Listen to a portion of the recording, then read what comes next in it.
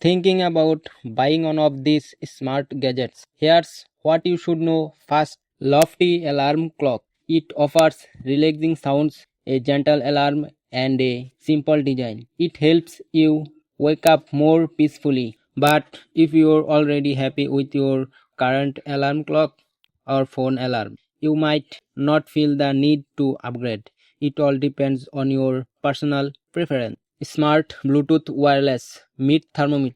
It lets you monitor your food from your phone without opening the oven or grill.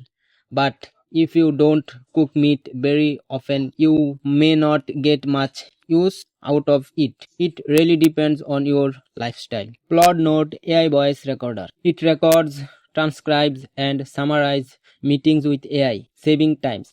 But it you only record voice notes. Occasionally, a regular voice record might already be enough. It depends on how you plan to use it.